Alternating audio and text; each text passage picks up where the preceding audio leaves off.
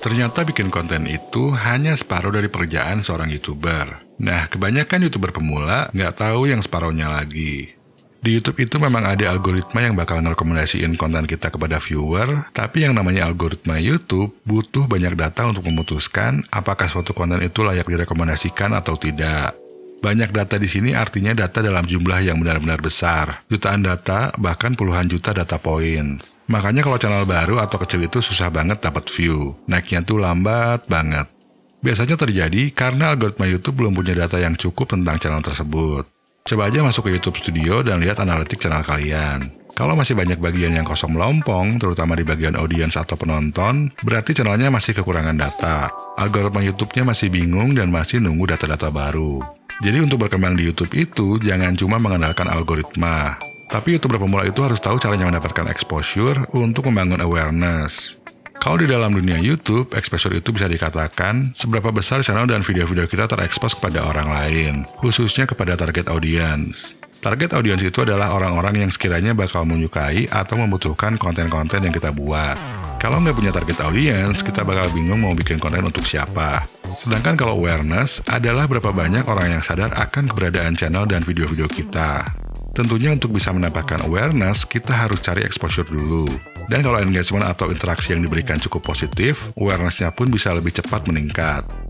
Algoritma YouTube itu sebetulnya akan memberikan exposure dan awareness, cuma nggak bisa benar-benar kita kontrol. Sistem rekomendasinya kadang suka kurang akurat. Kalau kurang akurat, video bisa direkomendasikan kepada orang yang salah, dan engagement-nya malah nggak bagus. Akhirnya, video dianggap jelek sama algoritma, dan rekomendasinya dihentikan.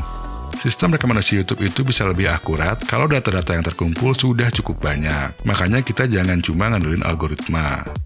Nah, gimana caranya cari kumpulan orang-orang yang bakal menyukai topik channel kita, dan bagaimana agar mereka mau nonton video kita tanpa dipaksa? Ada 5 strategi dan siasat yang bisa kita jalankan. Nanti kalian cukup pilih beberapa strategi yang paling cocok dengan channel kalian. Nggak perlu semuanya. Strategi yang pertama yang mungkin sudah kalian ketahui adalah melalui sosial media. Cuma yang sering terjadi, banyak yang cari exposure di medsos itu pakai cara yang salah. Udah capek-capek posting di medsos, tapi hasilnya nihil atau nol besar. Platform medsos itu kan ada banyak. Nah, yang pertama dilakukan adalah riset dulu beberapa medsos untuk menemukan yang paling cocok untuk channel teman-teman. Nah, yang dilihat adalah akun-akun niche yang topiknya sama atau mirip dengan channel kalian, dan followersnya sudah lumayan banyak. Teman-teman juga bisa cari akun medsos YouTuber besar yang topik channelnya sama dengan teman-teman. Karena followers mereka kemungkinan besar bakal suka dengan topik channel teman-teman. Kalau sudah nemu beberapa, cek dulu aktivitas masing-masing akun dengan melihat beberapa postingan terbarunya. Kalau sering posting dan engagement-nya bagus, banyak yang like dan komen, nah berarti disitulah tempat target audiens channel kalian berkumpul. Kalau di suatu platform nemu banyak akun yang sesuai target, berarti bisa cari exposure di platform tersebut. Tapi kalau nggak nemu atau dikit banget, lebih baik platform tersebut diabaikan saja. Nah, langkah selanjutnya, persenjatai bio kalian. Tulis bio yang simpel tapi menarik, dengan avatar yang bisa menarik perhatian target audiens teman-teman. Terus pasang link ke YouTube channel kalian, atau link video terbaru dari channel kalian. Tapi jangan cuma sekedar pasang link doang, tambahin juga call to action atau ajakan yang menarik.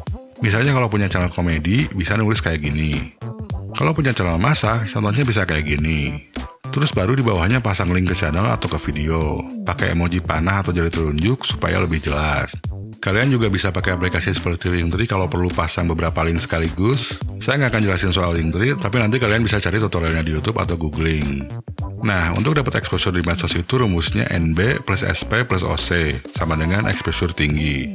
NB itu niat baik, dalam kata lain, posting konten yang bermanfaat. Manfaat yang dimaksud bisa mengedukasi atau menghibur, tergantung dari topik channel dan target audiens channel teman-teman. Untuk SP ini adalah sering posting, bagusnya bisa posting tiap hari, kalau bisa posting 3 kali sehari. Oke, gimana caranya kita bisa sering posting tapi nggak ngabisin banyak waktu bikin tambahan konten untuk di medsos? Jawabannya adalah dengan repurpose konten YouTube kalian. Kalian potong-potong aja video YouTube yang udah ada, jadi banyak video pendek dengan durasi antara 10-30 detik. Cari aja bagian-bagian yang menarik atau bermanfaat yang ada di video kalian. Ambil bagian tersebut dan ubah formatnya jadi vertikal video. Kalian emang harus ngedit dikit, tapi minimal nggak harus bikin lagi konten baru. Sedangkan untuk OC adalah optimasi caption. Captionnya jangan dibiarin kosong, tapi tulis caption yang menarik dan deskriptif. Misalnya kalau posting video nangkep ikan lele besar, bisa tulis kayak gini. Seru banget, akhirnya nemu trik itu untuk mancing ikan lele besar dengan mudah di daerah XXX. Tonton videonya kalau mau tahu caranya, link ada di bio. Nah untuk XXX ini bisa nama daerah ya.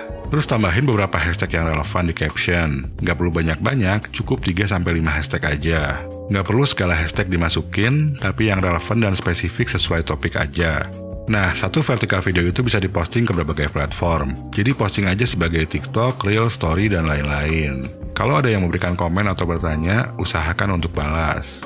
Untuk memastikan exposure kalian di medsos, sering-sering komen di beberapa akun yang kalian follow di langkah awal tadi, yaitu akun-akun yang satu topik dengan channel YouTube kalian. Tapi jangan komen promosi, melainkan komentar yang relevan terhadap postingannya. Bisa juga nge-reply komentar orang lain kalau memang perlu. Jadi bukan nge-spam atau kopas komen yang itu-itu lagi, dan juga jangan cuma bilang nice atau pasang emoji heart. Aktivitas berkomentar ini pun bisa dilakukan di YouTube. Strateginya sama, komen aja di video-video yang topiknya sesuai atau mirip dengan channel kalian. Cara yang kedua adalah dengan mencari exposure di grup.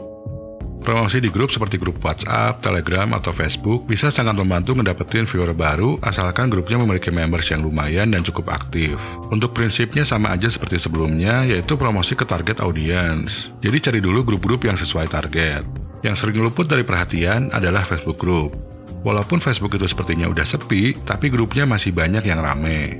Nah, kalau kita cari grup di Facebook yang sesuai dengan topik channel, bahkan ada lebih dari satu grup yang membernya lumayan banyak. Terus lihat juga jumlah rata-rata postingannya dalam sehari. Jadi kita bisa tahu apakah di grupnya itu banyak yang aktif atau enggak.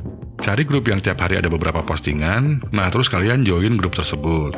Saat masuk grup, pastikan baca dulu aturan mainnya, karena pada umumnya kita nggak boleh promosi secara langsung di grup. Kalau dilanggar, nanti bisa-bisa kita di-ban. Jadi strateginya adalah dengan menjadi member aktif di grup tersebut.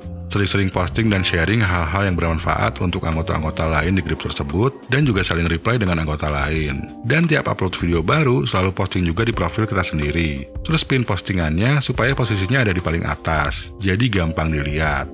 Selain teman-teman kita di Facebook juga bisa lihat postingan tersebut, member-member yang udah mulai akrab di grup pun bakal ada yang berkunjung ke profil kita. Nanti mereka pun bakal lihat postingan video YouTube di profil kita. Kalau memang grupnya memperbolehkan untuk promosi, berarti kita bisa langsung posting video YouTube di situ. Dan teman-teman jangan gabung hanya satu grup aja, tapi bisa ke beberapa grup sekaligus. Nah, selain Facebook Group, teman-teman bisa promo di grup WA, Telegram, Discord, Reddit, dan lain-lain. Tentunya disesuaikan juga dengan tempat di mana target audiens berkumpul. Dan pastikan ikuti aturan mainnya. Cara yang ketiga adalah dengan menggunakan mesin pencari alias search engine.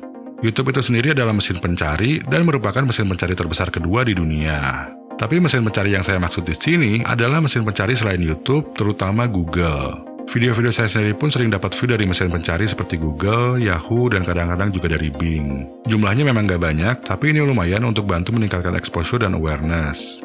Nah, supaya video kita bisa muncul di mesin pencari, terutama di Google, pertama, kita harus mencari kata kunci spesifik yang sering digunakan banyak orang. Kata kunci yang spesifik ini biasanya disebut dengan nama long tail keywords. Artinya kata kunci tersebut terdiri dari minimal 3 kata. Lalu setelah itu, kita bikin video yang topiknya sesuai dengan kata kunci tersebut. Dan pas ngupload video, lakukan settingan yang optimal dengan melakukan optimasi metadata video. Cara ketiga ini perlu penjelasan panjang, jadi kalau teman-teman belum terlalu ngerti, nanti kalian bisa tonton 2 video yang pernah saya buat sebelumnya soal optimasi metadata. Terus untuk cara mencari kata kunci, nanti teman-teman bisa nonton salah satu video yang ada di sini. Link ke playlistnya akan saya pasang di deskripsi. Lanjut ke cara yang keempat, yaitu Quora. Quora ini adalah situs tanya jawab. Teman-teman bisa masuk ke id.quora.com kalau mau masuk ke Quora khusus Indonesia. Coba cari topik yang sesuai dengan channel. Terus kalau nemu pertanyaan yang masih baru, kita bisa jawab dengan menggunakan video YouTube kita. Cuma di Quora ini kita nggak boleh nge-spam dan juga nggak boleh promosi. Tapi, kita bisa posting link ke video YouTube kita jika videonya memang bisa menjawab pertanyaan yang diajukan dengan cukup akurat.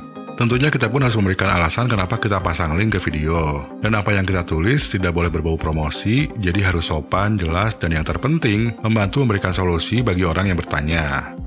Sebelum lanjut ke cara yang kelima, saya ingin bahas dulu beberapa teknik untuk menambah viewer dari YouTube itu sendiri, tapi tanpa mengandalkan algoritma.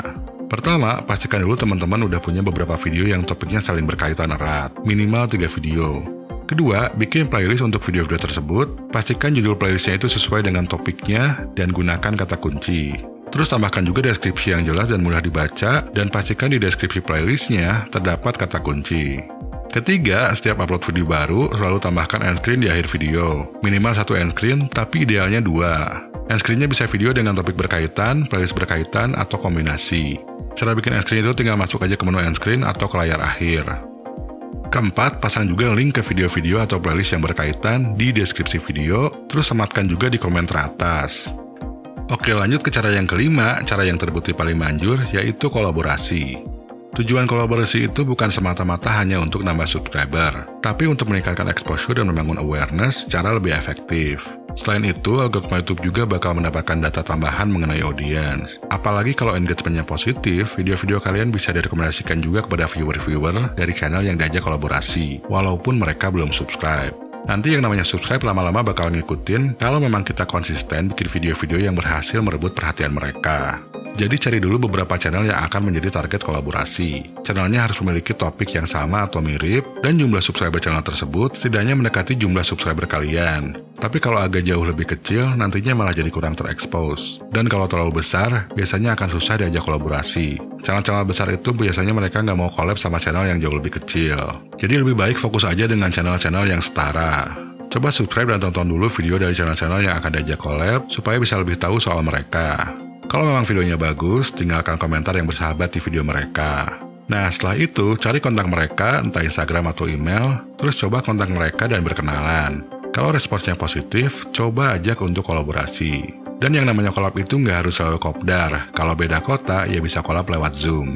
Saat collab, minta agar channel kita disebutkan dan ditulis di video mereka. Terus minta juga channel kita agar dituliskan di judul atau deskripsi video mereka. Pastikan teman-teman juga melakukan hal yang sama terhadap channel yang diajak collab. Jadi saling menguntungkan satu sama lain. Kalau video collabnya sama channel lain udah di-upload, tinggalkan juga komen bersahabat di video tersebut. Yang minimal untuk sekedar mengucapkan terima kasih. Jadi exposure-nya bisa lebih maksimal. Keberhasilan teman-teman akan bergantung kepada respon dan interaksi alias engagement yang didapat. Jadi fondasinya itu balik lagi kepada isi dari konten yang kita buat.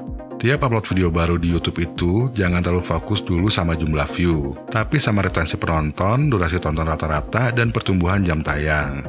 Nah, buat teman-teman yang mau tahu formula cara bikin video yang ditonton viewer, alias video yang bisa mendapatkan retensi tinggi, lanjutkan nonton video yang ini. Buat yang mau tahu cara algoritma YouTube bekerja, bisa lanjutkan nonton video yang ini.